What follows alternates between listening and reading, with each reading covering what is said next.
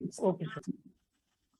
तो बच्चों आज हम PYQs देखेंगे स्टैटिस्टिक्स के पिछले कुछ सालों के, और उसके बाद हम वो क्वेश्चंस भी करेंगे जो आप लोगों ने हमसे पूछे। ओके, तो ये पहला क्वेश्चन जो है ये सेकंड लास्ट ईयर का है, 2020 एंड 21 का। क्या कह रहे हैं? If x bar is the mean of x1 x2 up to xn and y bar is the mean of y1 y2 up to yn and z bar is the mean of x to x1 and y to yn, x to xn and y to yn, यानी पूरे data का जो mean है वो basically z है, और जो individual data है x वाले उनका मीन x बार है, और जो y वाले इंडिविजुअल डेटा है y से लेकर y1 तक वो बेसिकली उनका मीन y बार है। ठीक है, ये हमसे क्या रखा है, तो हमसे ये पूछा है z किसके बराबर होगा, z पूछा है, और हमको x y और n की टर्म्स में दे रखी है चीज। ठीक है, बहुत ही सिंपल इसका सॉल्यूशन है। अगर आपको फॉर्मूले क्लियर हैं तो आप डायरेक्ट भी निकाल सकते हैं। हम इसको थोड़ा सा एक्सप्लेन वे में समझेंगे। x1 प्लस x2, और ये कहां तक जा रहा है बच्चों, xn तक जा रहा है। यहां पर हम इससे डिवाइड करें, n से डिवाइड करें तो किसके बराबर आएगा हमारे पास, x बार के बराबर आएगा। राइट, ये बात समझते हैं आप लोग? बोलिए जरा जल्दी। तो हम यहां ना लिखकर इसको कहां पर लिखें, हम यहां पर लिखें n। ठीक है, n x बार। बात समझ में आ गई? बोलिए जरा जल्दी। दूसरा जो ऑब्जर्वेशन है वो क्या है, y1 plus y2 plus up to कहां तक जा रहे हैं बच्चों, yn। खास बात यहां पर यह है कि दोनों के नंबर ऑफ ऑब्जर्वेशन n दे रखे हैं। अगर ये डिफरेंट होंगे तो क्या होगी सिचुएशन, वो भी हम बाद में डिस्कस कर लेंगे। तो इसको हम क्या लिख सकते हैं बच्चों, n y बार लिख सकते हैं। क्या मेरी बात समझ में आ रही है? Yes sir. अब ये जो पहली इक्वेशन है और ये दूसरी इक्वेशन है ना, इन दोनों को आप जोड़ दीजिए तो आपको क्या मिलेगा, x1 प्लस x2। मैं या फिर आपके सिग्मा के फॉर्म में लिख दूं इसको, अगर आप लोग उसको लेकर यूज टू हो चुके हैं तो सिग्मा की फॉर्म में लिख सकता हूं मैं। ठीक है, तो मैं क्या लिखूंगा, sigma xi 1 to n plus sigma yi 1 to n, ऐसे ही तो लिखूंगा, is equal to n x bar plus n y bar, ऐसे लिख दूंगा। क्या ये बात समझ में आती है आप लोगों को? Yes sir. ठीक है, अब अगर मुझे z बार निकालना है, z बार निकालना है तो इस पूरे को मैं n से डिवाइड करूं। n मैं किससे डिवाइड करूंगा, टोटल डेटा कितना हो चुका है, n प्लस n, तो इस पूरे को भी मैं n प्लस n से डिवाइड करूंगा। क्या बात समझ में आ रही है? Yes sir. क्लियर हो रही है बच्चों? तो z bar is equal to, यहां पर ये बात आ चुकी है तो आप n कॉमन ले लीजिए, x bar plus y bar upon यहाँ पर 2n आ चुका, n कट गया तो ये आपके बराबर आ गया x bar plus y bar upon 2। बात समझ में? x bar plus y bar upon 2 आ गया। ठीक है, तो ये यहाँ पर जो जिस तरीके से चीजें लिखी हुई हैं, बेसिकली ये कैसा होना चाहिए, ये इसका आंसर ए होना चाहिए कि x bar plus y bar upon 2 must be equal to z bar. क्या मेरी बात समझ में आती है? तो आंसर विल बी हियर 2। क्या मेरी बात समझ में आ रही है? होल बार ना लिखकर इंडिविजुअल बार का एडिशन होगा। क्लियर हो गई? Yes sir. है ना? अब जरा इस क्वेश्चन में थोड़ा सा अमेंडमेंट करते हैं। हमको आंसर तो मिल चुका है, इसका आंसर जो है वो ए आ चुका है। अब हम क्या करते हैं कि इस क्वेश्चन में अगर थोड़ा सा बदलाव कर दिया जाए, इस सबको मैं मिटा रहा हूं, जहां से बदलाव करेंगे वहां तक हम लिखा रहने देते हैं सर। ठीक है, अब इसको समझ लीजिए क्योंकि क्वेश्चन है तो उससे आप और भी क्वेश्चन समझ सकते हैं, उससे कंसेप्ट क्लियर हो जाए किसी एक भी बच्चे का, तो ये बड़ी अच्छी बात होगी इससे। ठीक है ना, इसीलिए ये क्लास होती भी है, इसीलिए PYQ, वरना PYQ का सॉल्यूशन तो आपको इंटरनेट पे ही मिल जाएगा। देखिए, अगर ये n ना होकर, यहाँ पर ये n ना होकर अगर m होता, अगर ये ym होता तो यहाँ पर क्या आता है, यहाँ पर my बार आता बच्चों या नहीं, जरा जल्दी से बताइए। Yes sir. ठीक है, तो अब z बार किसके बराबर हो जाता? z बार बराबर हो जाता summation xi 1 to n plus sigma yi 1 to m. It should be noted, यहाँ पर m लिखा है मैंने। इसको डिवाइड किससे करेंगे बच्चों, जल्दी से बताइए, हर्ष बताइए किससे डिवाइड करेंगे इसको z बार निकालने के लिए? 2n m plus n. शाबाश, n plus m, total number of observation से डिवाइड कर देंगे, है ना, है कि नहीं? और ये किसके बराबर हो जाएगा? n x bar plus m x बार, राइट? सब बच्चों के समझ में आ रहा है? Yes, sir. और Yes, sir. इसको भी डिवाइड करेंगे, किससे करेंगे? n plus m। Okay, clear हो रहा है? ये y नहीं, यहाँ पर x नहीं, y बार होगा, ठीक है? ओके, तो z बार, यहाँ पर z बार किसके बराबर आएगा बच्चों? n x bar plus m y bar upon m plus n। Okay, आप चाहे यहाँ पर m कॉमन ले लिए, n कॉमन ले लिए, तो डिफरेंट फॉर्म बन जाएंगी, डिफरेंट स्ट्रक्चर बन जाएगा उसका, वो एक अलग बात है। ओके, तो यहाँ पर फिर आंसर इस तरीके से हुआ। एनीवे, आई होप कि आप लोगों को ये क्लियर होगा। ये बहुत ही प्रोबेबल टाइप के क्वेश्चन है, खास तौर से मीडियन और मीन के ऊपर जो क्वेश्चन है वो ज्यादा इंपॉर्टेंट है इम्तिहान में आने के लिए, है ना? मुश्किल भी नहीं ज्यादा। आगे बढ़ते बच्चों, ये क्वेश्चन है जो सेकंड लास्ट ईयर में आया और ये बेसिकली मीडियन के ऊपर है क्वेश्चन।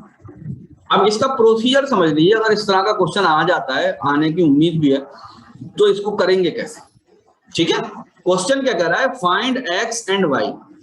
x एंड y क्या चीज है? बेसिकली एक फ्रीक्वेंसी टेबल दे रखी है, इसको देखिए, एक बेसिकली क्या दे रखी है, आपकी टेबल दे रखी है जहां पर basically frequency, unknown frequency, actually unknown frequency को निकालने वाला प्रॉब्लम है। बात समझ में आ रही है?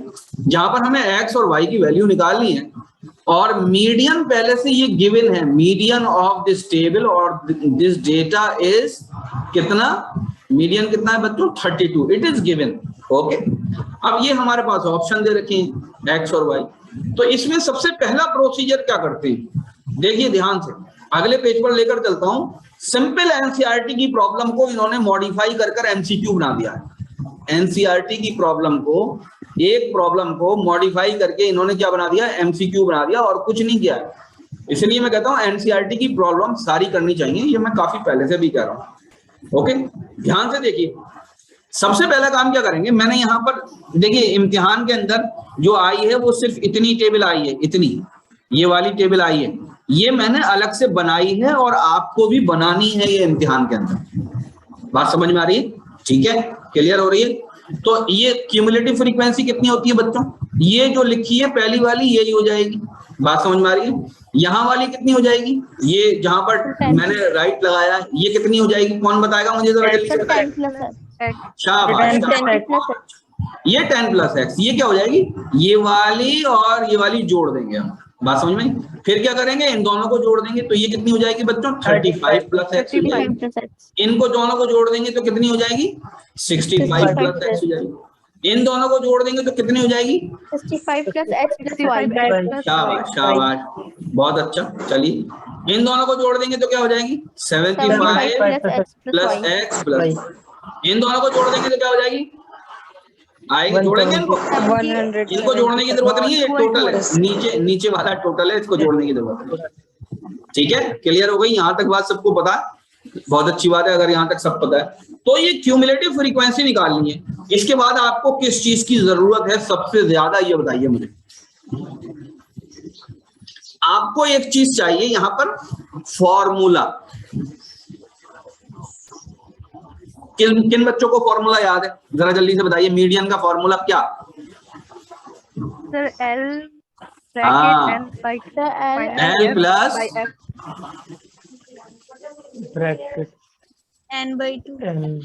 n/2, शाबाश, plus minus CF upon CF। Yes sir. एक बोल के बताओ कोई, मैं तुम्हारी मुश्किल आसान कर देता हूं। ये वाला फार्मूला तो नहीं है? यस सर, यही है। क्लियर हो गया? अब बच्चों ध्यान से समझ लो, इस तरह की प्रॉब्लम है बहुत आसान है। ये प्रॉब्लम है बहुत आसान। हम क्या करते हैं, हम ये करते हैं कि इस वाले फार्मूले को पिछली स्लाइड पे पेस्ट कर देते हैं ताकि क्या नाम है, हम जो है आसानी से आपको बात समझा सकें यहाँ पर, ठीक है ना। अब बच्चों मीडियन का जो फॉर्मूला होता है, मीडियन ये पहले से गिवन है, ये तो मीडियन कितना है 32 है। समझ में बात आ रही है कि नहीं आ रही, बोलिए जरा जल्दी से। Yes, अब sir. इसमें कौन सी चीज क्या है, इसको बहुत इत्मीनान से याद कर लीजिए आप। जो यहाँ पर फॉर्मूला है वो है L n/2 minus CF upon F into H। कौन सी चीज क्या है, ये सारी चीज यहाँ पर लिखी हुई है, ठीक है ना, बात समझ में आती है। ये सारी चीजें क्या हुई है, लिखी हुई है। मीडियन किसके बराबर है, 32 गिवन है। H किसके बराबर है, H इज इक्वल टू 10। ये basically class interval, class size, बात समझ में आई। H किसके बराबर है, क्लास साइज, यहाँ पर ये दिखा है। और ये जो फॉर्मूला डिजाइन किया गया, ये ऐसा किया गया कि सारी क्लास साइज बराबर होंगी, ठीक है, बात समझ में आ गई यहाँ तक। अब बात आती है L क्या होगा, n/2 क्या होगा, CF क्या होगा, F क्या होगा। 1 by 1 समझ लीजिए इसको, बहुत ही आसान है, बहुत ही आसान। इसके लिए आपको क्या जरूरत पड़ेगी, मीडियन क्लास की जरूरत पड़ेगी, मीडियन क्लास। ये सारी क्लासेस दे रखी हैं, देखिए ध्यान से, ये सारी क्लासेस हैं। तो आपको ये पता करना है कि इसमें मीडियन क्लास कौन सी है। क्या पता करना है आपको, मीडियन क्लास कौन सी है। क्लियर हो रही है बात, क्या पता करना है आपको, मीडियन क्लास कौन सी है। ये बताइए सम ऑफ फ्रीक्वेंसीज कितनी है, 100. कितनी है, 100. तो टोटल कितनी है, 100। ये बताइए 100 का जब आधा करेंगे हम, 100 का जब आधा करेंगे, 100 का हाफ करेंगे हम, तो किसके बराबर आएगा। 100 का हाफ करेंगे तो किसके बराबर आएगा, 50. है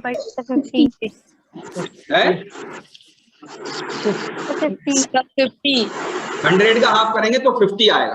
तो यहाँ पर एक मिनट, यहाँ पर n जो आ चुका है हमारा, n किसके बराबर है, यहाँ पर 100 है, ठीक है। तो n का तो मसला हल हो गया, n इज इक्वल टू 100। तो n/2 किसके बराबर हो जाएगा, n/2 50 के बराबर हो जाएगा। अब ये देखेंगे 50 के पास, 50 के सबसे नजदीक कौन सी फ्रीक्वेंसी है, n/2 के सबसे नजदीक। तो ये बताइए कौन सी है, ये 30 है, 25 है या y है।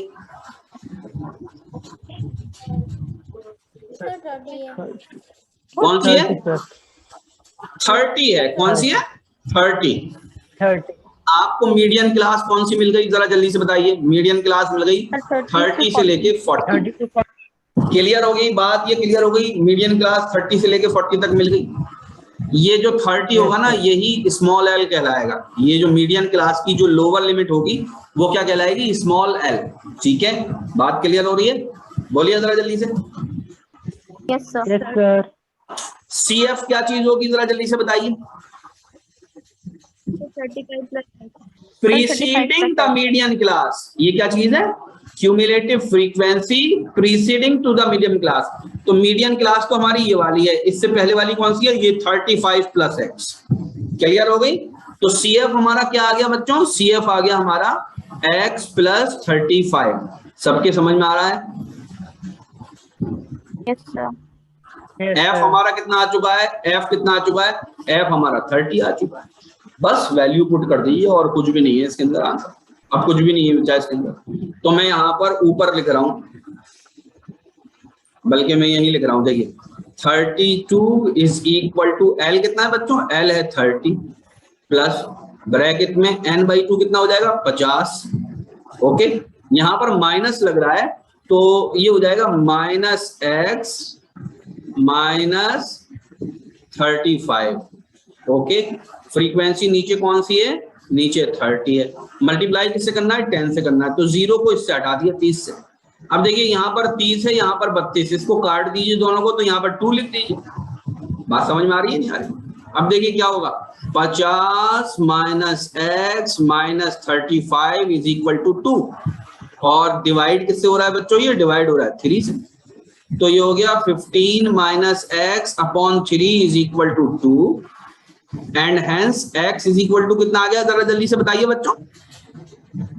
Sir, 9. x is equal to 9 आ गया हमारे पास।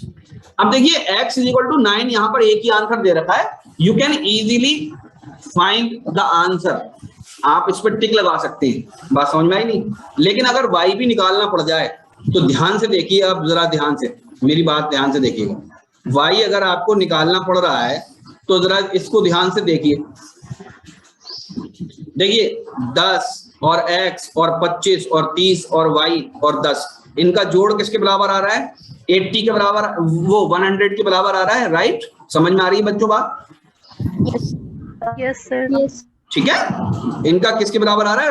100 के बराबर आ रहा है। तो ये बताइए मुझे बच्चों, x प्लस y प्लस, देखिए 10, 25, 30 और 10, तो 10 और 10 20 और 30 50 75 प्लस 75 इज इक्वल टू 100 है या नहीं? इसको देखिए जरा। तो x प्लस y किसके बराबर हो गया? 25 के बराबर हो गया। अब x आपके पास 9 आ चुका है, तो y किसके बराबर हो जाएगा? जरा जल्दी से बताइए, 16 के बराबर हो जाएगा या नहीं? 16।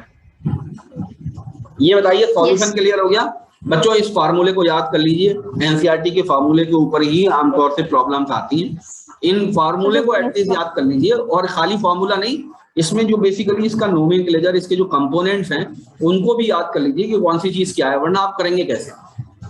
और एक आध प्रॉब्लम कर लीजिए। अब इतना टाइम नहीं है कि आप पूरी दुनिया की सारे प्रॉब्लम कर लेंगे, बस ये कि 3-4 चैप्टर आप रिवाइज कर लीजिए, इतना ही टाइम है आपके पास, और ज्यादा टाइम नहीं है। सबके चक्कर में मत पड़िए, सबके चक्कर में सभी खराब हो जाएगा। बात समझ में आ गई? सबका लोड तो मुझ पे पड़ता है। मुझ पे कैसे पड़ता है? कोई ट्रिग्नोमेट्री का पूछता है मुझसे, कोई कहीं का पूछता है, कोई कहीं का पूछता है, और क्योंकि जिसका जो तैयार नहीं है वो पूछता है मुझसे, तो सबका लोड मेरे ऊपर जरूर पड़ जाता। एनीवे, आगे बढ़ते। ठीक है बच्चों, प्रॉब्लम समझ में आ गई है पूरी? Yes sir. आगे बढ़ते। Yes sir. बच्चों ये 2019 का क्वेश्चन है, हालांकि मैं सॉल्व करके इसको चिपका चुका हूँ, क्या नाम है, यूट्यूब पर पेस्ट कर चुका हूँ, फॉरवर्ड कर चुका हूँ, लेकिन ये सीरीज में करा रहे हैं तो हम इसको सॉल्व करा देते हैं यहाँ पर भी एक बार और। ठीक है, कह रहे हैं if the mean of an observations, observation क्या है? AF1 AF2 up to AFN is AF, ये कह रहे हैं वो। इस इंफॉर्मेशन को पेन डाउन कर लेते हैं पहले, फिर हमें बाद में आसानी होगी काफी। इसका मतलब क्या कह रहे हैं बच्चों? ये यूं कह रहे हैं AF1 प्लस AF2 प्लस कहां तक जाएंगे बच्चों? AFN तक जाएंगे। ये किसके बराबर है बच्चों? N times A capital F। यही तो कह रहे हैं ये। बताइए जरा जल्दी से, मेरी बात समझ में आ रही है या नहीं? Yes sir. अब ये पूछ रहे हैं देन AF किसके बराबर होगा? पहली लाइन, हर लाइन को आपको अलग से एनालाइज करना है। ये बताइए AF किसके, क्या इसके बराबर होगा या नहीं? देखिए हमारा तो NAF इसके बराबर आ रहा है। इनकी जो राइट हैंड साइड है वो हमारी लेफ्ट हैंड साइड है, लेकिन जो इनकी लेफ्ट हैंड साइड है वो हमारी राइट हैंड साइड तो है, लेकिन हमारा N और लगा हुआ है। तो पहला ये गलत हो गया या नहीं इनका? बताइए जरा जल्दी से। Yes sir. क्यों गलत हो गया? क्योंकि हमारा यहाँ पर N लगा हुआ है, N लगना चाहिए। ठीक है, क्लियर हो गई बात? Yes sir. ठीक है, तो पहली ही लाइन में हम बेसिकली क्या करेंगे? रूल आउट करेंगे इन सारे ये जो सारे ऑप्शन हैं। तो first option is not correct, hence इसको हम बाहर निकाल देंगे। क्या क्लियर हो गई बात? ओके, अब देखिए जो दूसरा ऑब्जर्वेशन है, ये बेसिकली क्या है? AF1 प्लस AF, ऐसे ही तो लिखा है बच्चों इन्होंने, AF1 plus A capital F। इसको ऐसे ही तो लिख देंगे पहले वाली टर्म को। जरा जल्दी से बताइए। Yes sir. Yes sir. तो अगर इनके अकॉर्डिंग ये सही है, ये अगर सही है, तो हम इसको बच्चों अपनी इक्वेशन को, जो हमारी करेक्ट, ये हमारी करेक्ट इक्वेशन है, ये हमारी करेक्ट इक्वेशन है, तो इसके अकॉर्डिंग हम ये लिख सकते हैं या नहीं लिख सकते? AF1 प्लस AF2 और ये चलते चले गए AFN plus NA capital F is equal to NA capital F plus क्या चीज जोड़ी हमने? n टाइम्स जुड़ गया ना, ये n टाइम्स जुड़ गया, ठीक है। Yes sir. और यहाँ पर हो गया ये एक बार और n a कैपिटल F आ जाएगा। ये बेसिकली ये वाली चीज बताइए, ध्यान से देखिए मैं जो चीज बता रहा हूं आपको, ये जो रेड में मैं बंद कर रहा हूं ये इसके बराबर है या नहीं, जो ये दे रहे हैं या नहीं, बताइए जरा जल्दी से। ये और ये बिल्कुल बराबर है। ये यूं कह रहे हैं कि ये 0 के बराबर होगा और हमारा किसके बराबर आ रहा है, हमारा इसके बराबर आ रहा है, तो हेंस ये भी गलत है। क्या ये बात समझ में आ गई सब बच्चों के? Yes sir. क्लियर हो गई? यहां तक चलिए। बहुत, अगर नहीं हो रही हो क्लियर तो आप क्या करेंगे, आप रिकॉर्डिंग देखेंगे और आपको इंशाल्लाह उससे बिल्कुल पक्का समझ में आ जाए। ठीक है, इसको मिटाइए, ये गिवन दे रखा है, ये इक्वेशन करेक्ट है, इसको हम ऐसे ही लिखा रहने देते हैं। तो दो जो ऑप्शन है वो रूल आउट हो चुके हैं और इसको रूल आउट होने में बहुत ज्यादा टाइम नहीं लगेगा। अब देखिए ध्यान से, तीसरे ऑप्शन को और चौथे ऑप्शन को देखिए, AF1 minus capital AF minus AF, AF2 minus AF, AFN minus AF, सब में से घटा रखा है। बात समझ में आई नहीं? सब में से क्या कर रखा है, घटा रखा है, ठीक है ना। ध्यान से देखिए, अब अपनी वाली इक्वेशन को एनालाइज करते हैं हम लोग। AF1 माइनस, इसको इधर लेकर आते हैं। ये कितने पार्ट हैं जरा ये बताइए।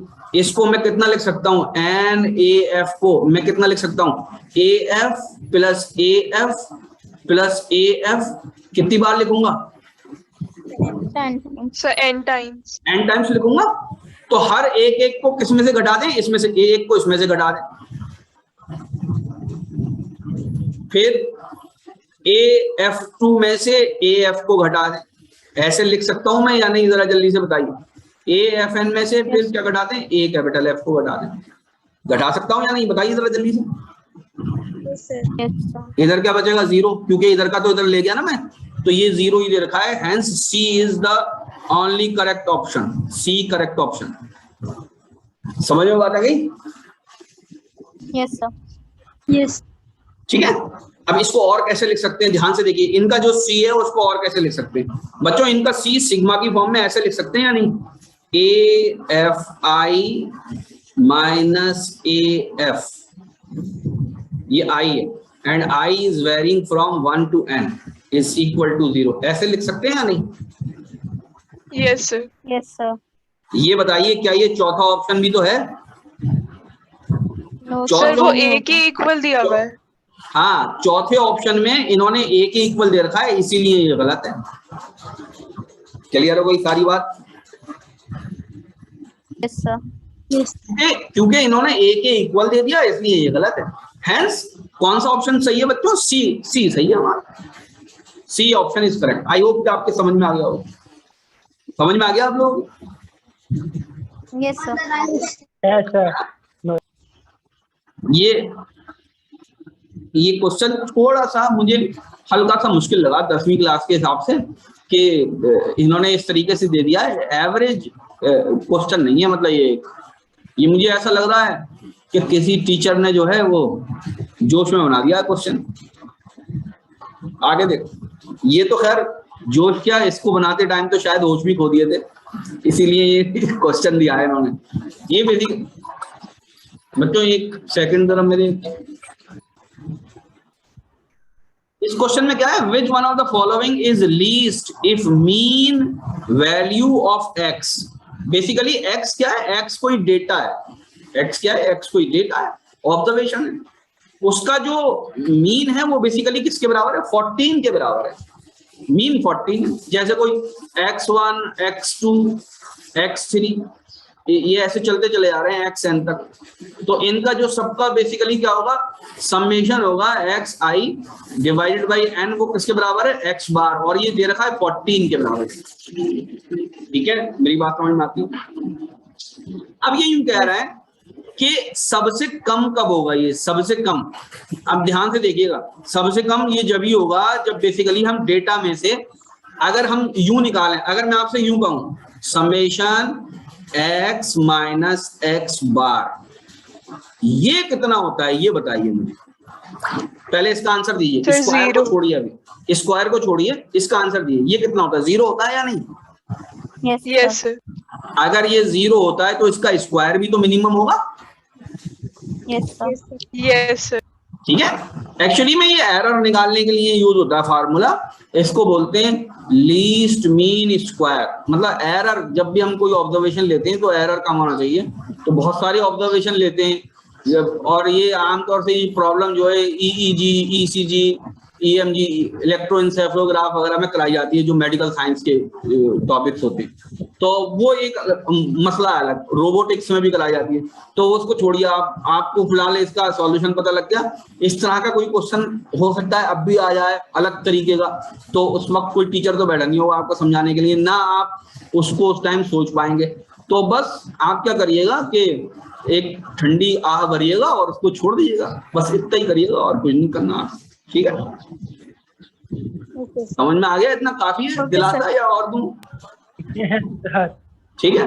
The mean weight of 150 students, ये तो बड़े अच्छे क्वेश्चन है, चॉकलेट टाइप के क्वेश्चन है, इनको तो आप बड़े आराम से कर लेंगे। The mean weight of 150 student is 60, तो टोटल वेट कितना हो गया, जरा जल्दी से बताइए, सारे बच्चों का वजन कितना हो गया? 150 इंटू 60 केजी हो गया या नहीं? जरा जल्दी से बता दो। Yes, sir. पूरी क्लास के सारे बच्चे अगर बस में बैठे हुए हैं तो इतना वजन बस फील करेगी, ठीक है। The mean weight of boys in the class, boys के नंबर, लेट बॉयज कितने हैं? बॉयज x है, नंबर ऑफ बॉयज, तो नंबर ऑफ गर्ल्स कितनी हो जाएंगी, जरा जल्दी से बताइए। 150 माइनस x हो जाएंगी, 150 minus. ठीक है। अब बॉयज का जो मीन वेट है वो कितना है? 70 केजी, तो टोटल वेट बॉयज का कितना हो जाएगा? टोटल वेट बॉयज का कितना हो जाएगा? 70x हो जाएगा, बोलिए। Yes, और sir. गर्ल्स का जो मीन वेट है वो कितना है? 55 है, तो टोटल वेट गर्ल्स का टोटल वेट कितना हो जाएगा? ये हो जाएगा 150 माइनस x इंटू 55, ठीक है। बात समझ में आ रही? क्लियर हो गया? अब ये टोटल वेट बॉयज का और गर्ल्स का अगर इन्हें जोड़ दें तो ये इसके बराबर होना चाहिए, तो इसका मतलब 70x plus 150 minus x into 150 into 55 is equal to 150 into 60। समझ में बात आ रही है? जरा जल्दी से बताइए। Yes, sir. तो ये हो जाएगा 70x minus 55x is equal to 150 into 60 minus 150 into 55। ये आपका हो रहा है, आपका कितना हो रहा है? ये 55 हो रहा है, 15 हो रहा है। 15x इज इक्वल टू 150 को कॉमन अगर ले लें तो यहाँ पर बचेगा 60 माइनस 55, यानी 5 बचे, तो 15 पच्चीस 75 होते हैं, 60, हाँ 15 पंजे क्या होते हैं? 75 होते हैं। तो कितना आया भाई? इंटू, नहीं 15 पंजे 75 तो होते हैं, 7 तो 50 होते हैं, ठीक है। तो आपका x किसके बराबर आ गया, जरा जल्दी से बताइए। x आ गया आपका 50 के बराबर, तो y किसके बराबर आ गया? y आपका आ गया 100 के बराबर। पूछा क्या है हमसे? Then the number of boys and girls, तो बॉयज तो ये हो गए, ऑप्शन तो अजीब से लगे हुए यहाँ पर, बॉयज एंड गर्ल्स, ये गर्ल्स हो गए, तो ऑप्शन आएगा 50 एंड 100, ठीक है। ये बी करेक्ट, ठीक है। सबके समझ में आ गया? Yes, sir. ठीक है। Yes. 100 बच्चियां हैं इसके अंदर और 50 बच्चे, ऐसे करके। आई होप कि आप इससे समझ भी गए होंगे, आसान भी है सवाल भी। ये भी 18-19 में ही आया और अच्छा ही सवाल, सीधा ही सवाल है। द वेट इन केजी में वेट निकालना है 15 स्टूडेंट का, ये दे रखा है आपको, ये 15 डेटा होगा। आई होप आप इसको चेक कर लीजिएगा, ये गलत तो नहीं है। मीडियन दे रखा है 35, इनका जो मीडियन है वो 35 है। मीडियन क्या होती है? मीडियन बेसिकली क्या होता है, जरा जल्दी से बता दीजिए। मीडियन कौन सा ऑब्जर्वेशन होता है? मीडियन मिडिल मोस्ट ऑब्जर्वेशन होता है, Middle most. ठीक है। मिडिल मोस्ट, अगर ऑड है तो मिडिल मोस्ट, और अगर इवन है तो दो जो मिडिल मोस्ट होंगे उनका एवरेज, बात समझ में, उनका मीन। ओके, लेकिन कब? जब हम असेंडिंग ऑर्डर में लगा दें सारे डेटा को। कब लगा दें? असेंडिंग ऑर्डर में। अब यूं कह रहे हैं कि अगर 44 को रिप्लेस कर दिया 46 से और 27 को रिप्लेस कर दिया 25 से, sorry if the weight 44 is replaced by 46। तो ये रिप्लेस वाले क्वेश्चन जो है ना ये भी इंपॉर्टेंट है। तो अब हम क्या करें, इसको करें या आप लोग कर लेंगे? सर कर लेंगे। सर बता दीजिए। ठीक है, अब एक भी बच्चा कहेगा तो मुझे तो बताना पड़ेगा। तो हम क्या करें बच्चों, इसको सबसे पहले क्या करें, इसको आपके जो है वो किस में लगा लें, असेंडिंग ऑर्डर में लगा लें। सबसे छोटी गिनती कौन सी है, जरा आप लोग भी मेरी हेल्प करेंगे। 27 है। 27। Yes sir. 27। उससे बड़ी 28। 28। उससे बड़ी 29। 29। उससे बड़ी 31। 31। उससे बड़ी 32। 32। उससे बड़ी 34। 34 है। 34 कहाँ है बेटा, नजर नहीं आ रहा मुझे। अच्छा ये 34। फिर आपके 35। फिर आपके कौन से बची? 37 दो बार, 37 दो बार और 37 दो बार। ठीक है। ओ 36 भी है, सॉरी। तो 36 लेट मी पुट हियर, 36 भी हो गया। ठीक है, 36 भी हो गया। उसके बाद जरा जल्दी जल्दी बताइए 41। ओके 41 हमारा हो चुका है। 41 एक ही बार है। नाउ अब कौन सा है बच्चों, कौन से नंबर बचे? अब हमारा बचा 42 बचा, 43 बचा, 44 एंड 45। तो बच्चों ये देखिए 15 यानी 1 2 3 4 5 6 7 8 9 10 11 12 13 14 15। ठीक है, टोटल 15 ये हो चुके हैं और ये हमारे क्या है, असेंडिंग ऑर्डर में अब लग चुके हैं। अब ये क्या कह रहे हैं, अब ये नया लिगुना क्या बता रहे हैं, हैज मीडियन 35। तो क्या मीडियन इसका 35 है या नहीं? 1 2 3 4 5 6 7, क्या इसका 35 तो आ भी नहीं रहा इसका? कोई हमने गलत तो नहीं करा है?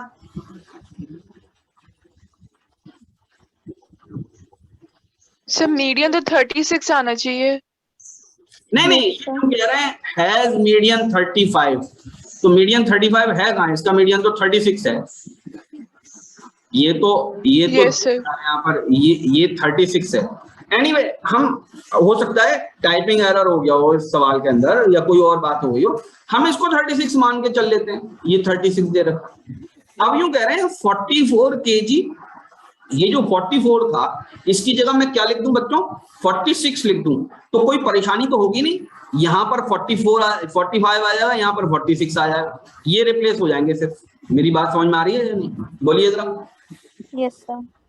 27 की जगह मैं क्या लिख दूं, 25 लिख दूं। तो 27 की जगह मैं क्या लिख दूं, 25। तो 27 की जगह 25 लिख दीजिए आप, कोई फर्क नहीं पड़ रहा। तो अगर आप ऐसा करेंगे तो मीडियन 36 था और 36 ही रहेगा। बात समझ में आ रही है? इन्होंने क्या किया, बेसिकली पहले से मीडियन बता दिया और हमसे ये बात कही है कि जो एक्सट्रीम के नंबर्स हैं, एक्सट्रीम पे ही तो आएंगे। भाई 37 सबसे कम है और आपका जो है वो 44 जो है वो सेकंड मोस्ट ऑब्जर्वेशन था। बस वो सेकंड मोस्ट ऑब्जर्वेशन था, सबसे बड़ा था। यहाँ पर यही तो था 44 लिखा हुआ, मैंने जिसको 45 कर दिया। तो ये यूं कह रहे हैं कि आपके कब होगा, मतलब ये कि वो चेंज क्या होगा मीडियन, तो मीडियन में कोई चेंज ही नहीं होगा। एक्सट्रीम के 2 नंबर चेंज किए हमने, तो मीडियन बेसिकली वही अनचेंज रहेगा। लेकिन जरूरी नहीं है कि हर प्रॉब्लम में अनचेंज रहे, किसी में चेंज भी होता है, ये बात याद रखिएगा। ठीक है ना? बस सिर्फ आपकी ये नॉलेज चेक करना चाहता है एग्जामिनर कि आपको ये बात पता है या नहीं कि middle most observation may be affected if any of the observation is change. तो अगर कोई भी ऑब्जर्वेशन आप चेंज करते हैं या रिप्लेस करते हैं, ठीक है, तो आप क्या होता है कि आपका जो मिडिल मोस्ट ऑब्जर्वेशन है वो इधर का उधर हो सकता है असेंडिंग ऑर्डर में लगाने में। बात समझ में आ रही है यार? सिर्फ ये इसका बेसिकली रूल है सवाल की। आई होप आपके समझ में आ गया है। नहीं समझ में आ गया, इसको आगे बढ़े।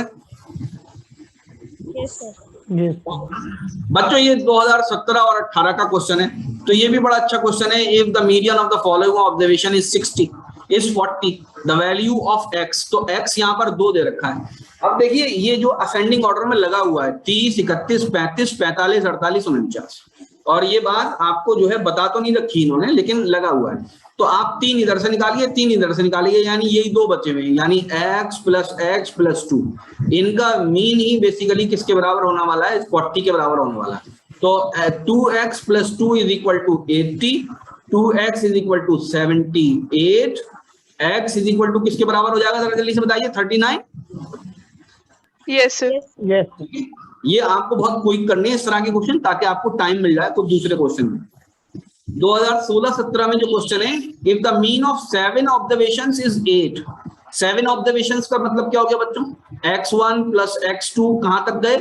x7 तक गए। किसके बराबर आया? 8। तो 7 × 8 लिख दूं इसको? बोलिए जरा जल्दी से।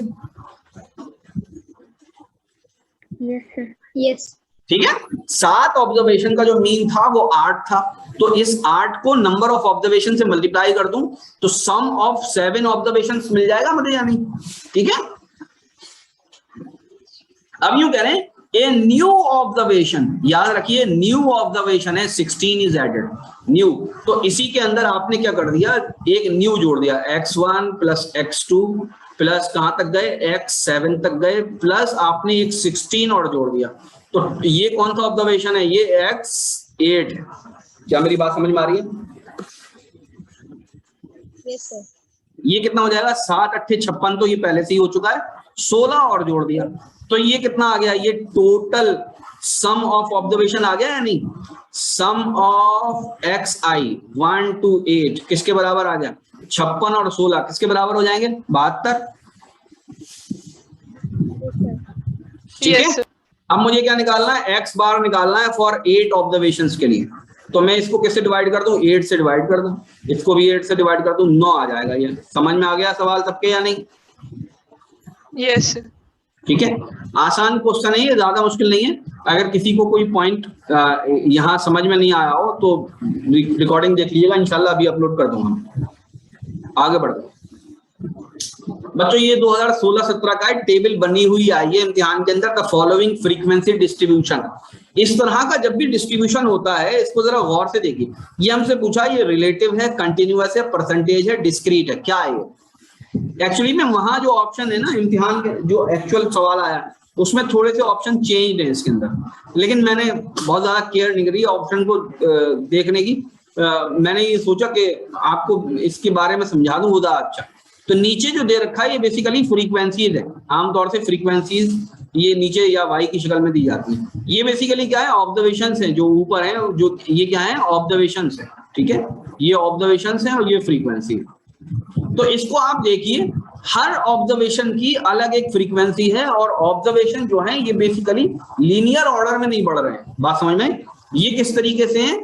ये एक डिस्क्रीट डेटा है। बात समझ में? ये कैसा डेटा है? Discrete data. जैसे एक डिस्क्रीट डेटा ये होता है कि फॉर एग्जाम्पल हम किसी क्लास, स्कूल की क्लास में गए, वहां हमने हाइट बच्चों की मेजर करी और एक एवरेज हाइट निकाल ली, तो एवरेज हाइट ये हो गई। अब इस तरह की एवरेज हाइट 3 स्कूलों के अंदर आ गई। एक जिले के 3 स्कूल के अंदर सेम एवरेज हाइट आ गई, एक जिले के 7 स्कूलों के अंदर ये सेम एवरेज हाइट आ गई। तो ये जो डेटा होगा ये डिस्क्रीट फॉर्म का होगा, इसको आप कभी भी कंटिन्यूअस नहीं कहेंगे। बात समझ में आई नहीं? ठीक है, तो इसमें जो आंसर होगा वो क्या होगा बच्चों? The answer is discrete distribution है या डिस्क्रीट डेटा है। डिस्क्रीट का मतलब क्या होता है? अलग अलग, उसमें कोई कंटिन्यूटी नहीं है। आप किसी भी स्कूल पहले जा सकते हैं। बात समझ में आ रही है कि नहीं आ रही? ठीक है, आगे बढ़ते। ये 2015-16 का क्वेश्चन है। The mode of the following data, mode निकालना, मीन मीडियन मोड। मोड क्या होता है बच्चों? जो सबसे ज्यादा रिपीट हुई हो वैल्यू, वही तो मोड होता है। Yes. क्या होता है बताइए जरा जल्दी से। कौन सी चीज रिपीट होगी सबसे ज्यादा? देखिए 14, इसके अलावा 40। ठीक है, तो आंसर क्या हो जाएगा? 40। अब अगर कोई बच्चा मीडियन और मोड में कंफ्यूज कर गया तो वो क्या करेगा? यहां पर उसका आंसर गलत हो सकता है, क्योंकि आई हैव ए डाउट कि यहां इनमें से कोई एक जो वैल्यू है वो मीडियन के लिए होगी। तो अगर मीडियन के लिए है और बच्चा कंफ्यूज है कि मोड और मीडियन के फॉर्मूले या डेफिनेशन में कंफ्यूजन है उनको, तो वो स्टूडेंट मिस्टेक कर सकता है एंड मिस्टेकनली वो मीडियन को मोड समझ के दूसरा कोई आंसर लगा दे। तो इसको याद रखिएगा, मीन मीडियन मोड बेसिक आपको क्वेश्चन, ये वो क्वेश्चन है जो एक्चुअल आ चुके हैं इम्तिहान के अंदर, जानबूझ के इसलिए करा रहा हूं ताकि आपको समझ में आए कि ज्यादातर क्वेश्चन वैसे ही आते हैं जैसे मतलब नॉर्मल क्वेश्चन होते हैं, बीच बीच में इधर उधर के क्वेश्चन आ जाते हैं कभी कभी। आगे बढ़ते हैं। The following observation have been arrange in ascending order, पहले ही बता रखा है ये असेंडिंग ऑर्डर में, बात समझ में, ये 29, 32, 28 ऐसे करके असेंडिंग ऑर्डर। इसी तरह का एक क्वेश्चन आपने जस्ट 2 साल पहले वाले में देखा या नहीं? देखिए ये वाले में 17, 18 में है ना, जब एक साथ हम क्वेश्चन देखते हैं तो काफी ऑब्जर्वेशन हमारा अच्छा हो जाता है, ठीक है ना। तो इसमें क्या कह रहे हैं, if the median of the data is 63, median क्या है 63, तो जरा ध्यान से देखिए मीडियन क्या होता है बच्चों, मिडिल मोस्ट ऑब्जर्वेशन होता है। तो 3 इधर से निकालिए, 3 इधर से निकालिए, एक और निकाल दिए, तो बेसिकली किसके बराबर है, x + 2 = 63 डिवाइडेड बाई 2, ठीक है, बात समझ में आती है? अरे बोलिए। तो 2x = 63 × 2 हो जाएगा, और -2 भी करना पड़ेगा फिर तो हमें, तो ये 124 हो गया। 2x = 124, ये किसके बराबर हो जाएगा, 62 आना चाहिए आंसर, यस सर, है ना। और यहाँ पर दे रखा है बच्चों 62, तो कोई भी नहीं दे रखा। No sir. if the median of the data is 63, तो 63 रख दिया हमने, x + 2, तो ये हो गया आपका, ये तो आपका हो गया 126, 6 दूनी 12, 3 दूनी 6, -2 हमने माइनस कर दिया तो 124 हो गया, इसका हो गया 60 और 2 बात। बच्चों इसका आंसर 62 आएगा, मे बी या तो ये 62, 63 यहाँ पर कोई एरर है या आंसर में कोई एरर है। आई होप आपके आंसर समझ में आ गया हो, आंसर कैसे निकालेंगे हम। इट इज नॉट इम्पॉर्टेंट कि एग्जैक्टली वो हम आंसर वहां पर आंसर है या नहीं, ठीक है, हमारा आंसर सही है, यहाँ पर जो लिखे हुए हैं आंसर हैं उनमें कोई भी मैच नहीं कर रहा। ओके, क्लियर हो गई बात? यस। ठीक है, आगे बढ़ते। इसको और चेक कर लीजिएगा, कभी कभी ऐसा होता है कि सब कुछ तो सही होता है, हम कोई पॉइंट मिस कर रहे होते हैं और आगे बढ़ जाते हैं, ठीक है ना। आगे बढ़ते हैं। हो सकता है यहाँ पर -2 हो सकता है यहाँ पर क्या हो, -2 के एतबार से कर लें, -2 तो हो भी नहीं सकता, -2 इसलिए नहीं हो सकता क्योंकि ये फिर पहले आता। ओके, आगे बढ़ते हैं। सर बातें तो बहुत सारी हैं जो कर सकते हैं। ये 2015-16 का क्वेश्चन है इन ए मैथमेटिक्स टेस्ट। एक्चुअली 15-16 में 2 पेपर हुए थे, 2 बार पेपर हुआ था, डिप्लोमा इंजीनियरिंग का अलग हुआ था और 11th एंट्रेंस का अलग हुआ था। वो मसला ये था उसके अंदर कि उस वक्त कोई कोर्ट चला गया था, उसने कह दिया कि भाई जो क्वेश्चन पेपर था वो हिंदी में नहीं आया, तो वो पेपर फिर यूनिवर्सिटी ने दोबारा करवाया अक्टूबर में मेरे ख्याल से, तो डिप्लोमा इंजीनियरिंग का दोबारा हुआ। तो इसलिए 2 पेपर हुए थे 15 और 16 में। In a mathematics test 15 student के लिए the following marks out of 100 are recorded. ये मार्क्स दे रखे हैं बच्चों इसके। The median of the data, median निकालना है। मीडियन के लिए स्टेप 1 क्या करेंगे, जरा जल्दी से बताइए जरा बच्चों आप। अरेंज करेंगे हम डेटा को, क्या करेंगे, अरेंज करेंगे, अरेंज इन असेंडिंग ऑर्डर। क्या करेंगे, अरेंज करेंगे असेंडिंग ऑर्डर, ठीक है। ये हैं कितने, 15 स्टूडेंट है, तो जो 8th स्टूडेंट के मार्क्स होंगे, क्या होंगे, 8th स्टूडेंट के जो मार्क्स होंगे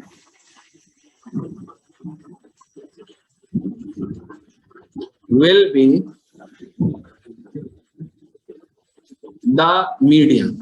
क्या बात समझ में आ रही है, कर लेंगे आप लोग, ठीक है।